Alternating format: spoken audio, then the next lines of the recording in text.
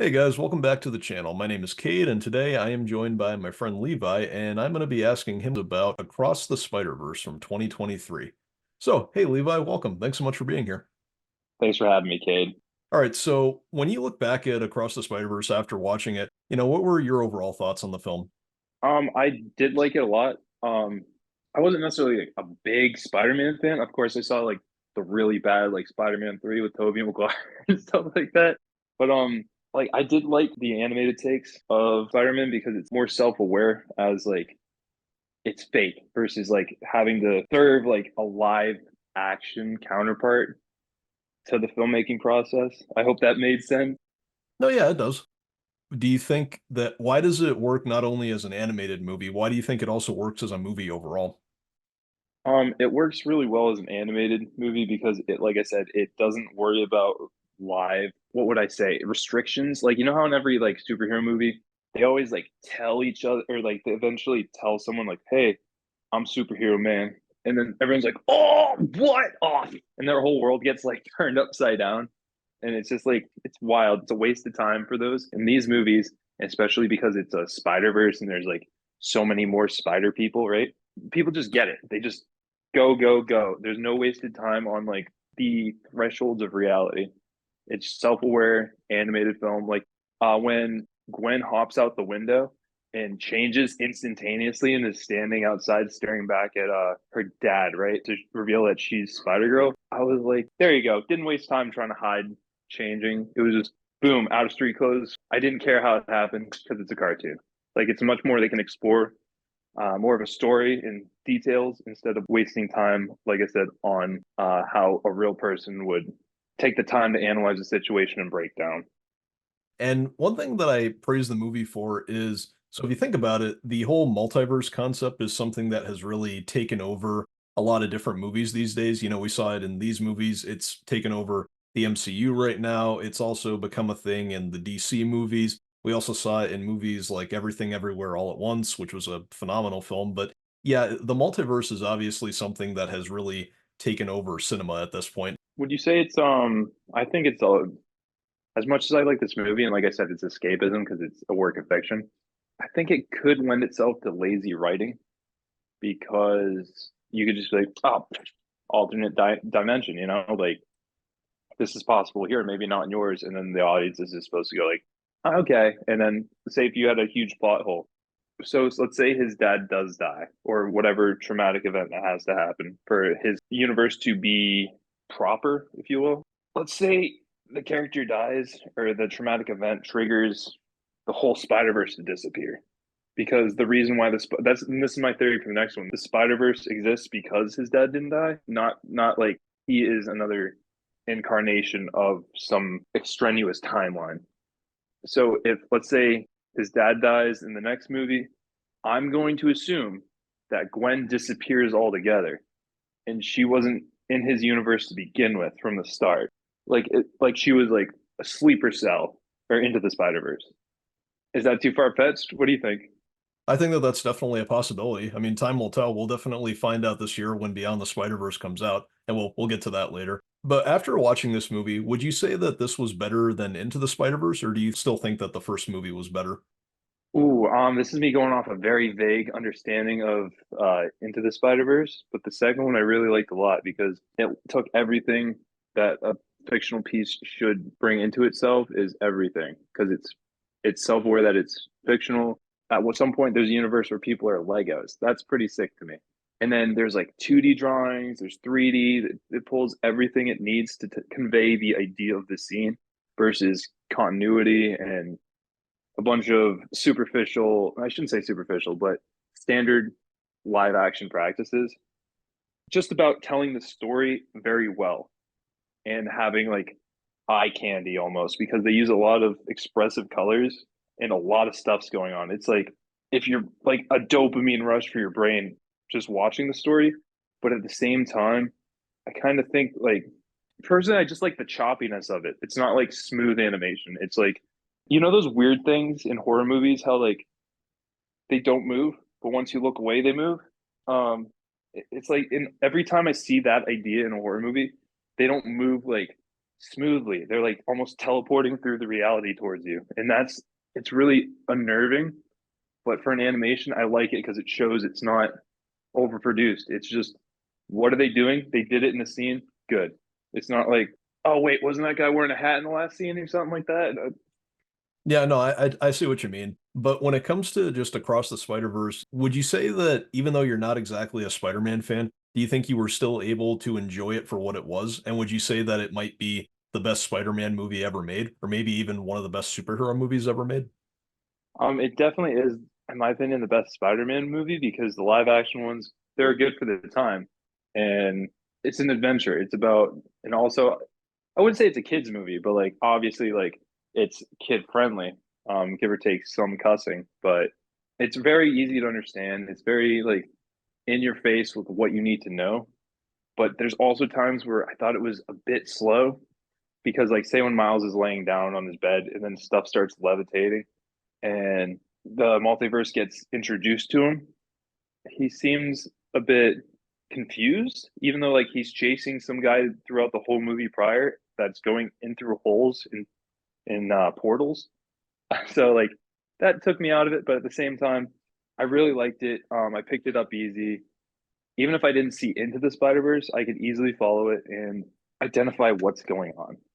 And I think that one of the things about the movie is, yeah, if you look back, it definitely ends on a cliffhanger. And, sometimes cliffhangers don't work for everybody because it kind of makes the movie not feel as complete or it doesn't feel like there's much of a resolution. But watching the movie, were you satisfied with the ending, or was the fact that it ended on a cliffhanger kind of a disappointment for you? Definitely a disappointment because I'm the type of person that would rather sit down and watch a movie instead of watching like a show and binge watching it because today people just make movies in series to keep you going and going and going. I mean, as the movie was wrapping up or how I felt it was wrapping up, I saw how like the play bar was almost at the end. There was like 20 minutes. I was like, that's a solid 15 minutes of credits. So I was like, there's 5 minutes left in this movie. I was like, I'm not getting a resolution. And then so I wasn't too pleased that it left off on a cliffhanger. And then I just started to theorize what could possibly happen in the next one, how like what dramatic part's gonna happen in the next one. Like I said, that's I already told you my theories on what's gonna happen to Gwen and the whole universe itself. But I guess that's why cliffhangers are there. But I wasn't so much like, oh, I'm waiting for the next one. I was like, why didn't Spot get defeated? Like, what's this about? That's how I felt. No, yeah, I understand. But looking at the movie, just for you as an animator, what would you say you were most impressed by when you saw the movie? I like how they, like I said, the some characters are 3D. Actually, I think all characters are 3D, but they only render it in like I want to say 12 frames per second. Or it's very noticeable to see how choppy their movements are. And I know in the first one, Peter was swinging around very smoothly, animated on 3 or 4. So every 3 or 4 frames, he gets an update, meaning a new frame. So animated on ones means every frame the drawings are different. So like animated on twos means there's a frame that you draw and that's on the screen for 2 frames and then it goes to the next one. So it's like spacing out and that's how you get the choppy feel. So I noticed that Peter's smooth and he's not because he was learning how to use all his abilities. So that choppiness is what gave him a subtle difference to show he's inexperienced. And wrapping up to this movie, I just noticed it was still choppy in some regards, but it's almost as if they stopped doing that because everyone in this universe is now experienced. And as an animator or a hobbyist, I like to watch all the stuff going on because it really shows how what venues and approaches you can take to achieve your goal. And I was only thinking about the technicalities as to how they did it. So that's kind of why I like watching these movies is because, like I said prior, it takes everything you can to convey the story. And I just like to see how they mixed it together. Like I'm surprised in some of the universes they didn't just have like hand drawn line artwork for the characters for like one chase scene or something. But also for you as an animator, do you think that this is the type of movie or project that you would one day want to work on? Oh, absolutely. The thing about like so like I told you, I really like After Effects and I can do some visual effects that most people couldn't. That sounds really incorrect. I don't mean most people couldn't do, but say like in high school, I did some visual effects of masking off like 2 different shots where the tripod stayed in the same place, and I had to animate a ghost in the background, like twitching around and being all like supernatural, while I was just in the foreground, sitting on the couch with my arm across the top.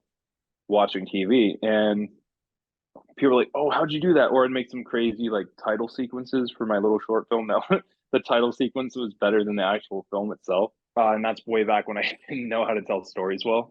And people are like, "How do you do this?" I'm like, "It's pretty easy." So in regards to working on Spider-Man or something like that, yeah, that would be something I'd want to work on because you don't have to. You can just be creative. You don't have to be like, oh, like live action portrayal of a story. Say if there's like some glowing thing zipping across the frame, how would that light the character? You can do that practically and have a camera or a light behind the camera go across the frame and light the real life person, or you can do it CGI wise. And if you do it CGI wise, like you're gonna have to like mask off their arm perfectly and all this strenuous little stuff for like seconds of work or seconds of actual watching, and you're dumping probably like a week into that shot. So like that's something I'm not trying to be into. I like doing the visual effects, but in terms of animated stuff, it's so much easier to just be creative and enjoy yourself. And that's kind of more so why I would want to work on something like that. And looking back at the movie, were there any characters in the film that really stood out for you? I mean, I really liked the dad because he seemed like he was like it was interesting to see how the character talks to the superhero about his own kid, even though like you'd imagine that the captain. I liked how Spider-Man was hanging out with his dad and his dad didn't know, but at the same time, it's weird how he couldn't just talk to him and just be like straight up like, "Yo, what if I'm Spider-Man?" And then boom, problem solved. No one cares. But like he's the only character that would like flip out if he found out. And granted, it was like the other universe where Miles meets himself. He's like, "Yo, mom, I'm Spider Man." She's like, "What are you talking about? Who's that?" And then, like, see, like people didn't care, but like the dad seems to be the only one that's in this weird world, kind of centered. But at the same time, I think that's because he's not supposed to be there in the first place. But like, I couldn't really answer that in a good way because all the characters are supposed to stand out. I'm sure the directors intended that, but since they're all so like colorful and like in your face and so unique, they almost don't jump out. Would you say that after watching the movie, are you looking forward to Beyond the Spider-Verse? I know that you said you weren't too thrilled with the ending, but either way, are you excited to see what Beyond the Spider-Verse brings us in the future this year? Oh yeah, absolutely. I didn't mean to seem like unenthused because it ended in a cliffhanger. It's just the fact that like now I have to wait for the next one, and then also like it it's a fun movie. I mean, like it's not like you had to like sit down and like pay attention like it's some Tarantino movie or something. You can just like I've watched it like sitting down or cooking or just like doing other things. It was nice to look at and like enjoy. Like it was nice, followed it completely. I understood what was going on. But I like the fact that you can listen and it tells a story just as well. And you don't have to just stare at it to get differences. But of course, if there's like a scene where someone does a handoff silently, I'm going to miss that. But like later on in the story, it's revealed like, oh, I slipped it to him or something like that, you know? No, yeah, I get what you mean. My last question for you is, what do you think are some lessons that other superhero movies or animated movies could learn from this one? This is going to be a conflicting answer because like I'm not a big Marvel fan. I'm not really a big superhero fan either. I just like a good story.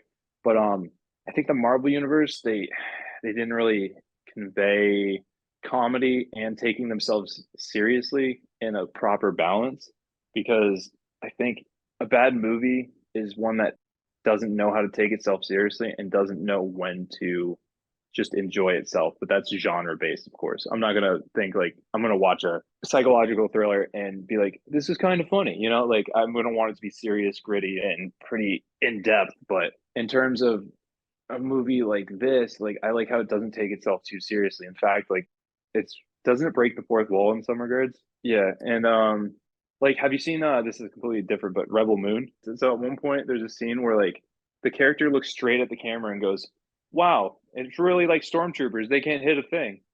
And then like goes back to it. And I was like, I didn't see that scene at all. Maybe like whatever, but that's that movie. But like things like that, like I would giggle about that because at the end of the day, even if we're film students, like it's meant for entertainment. It's not supposed to be like some end all be all, like written down in the history books, kind of like piece of art, you know?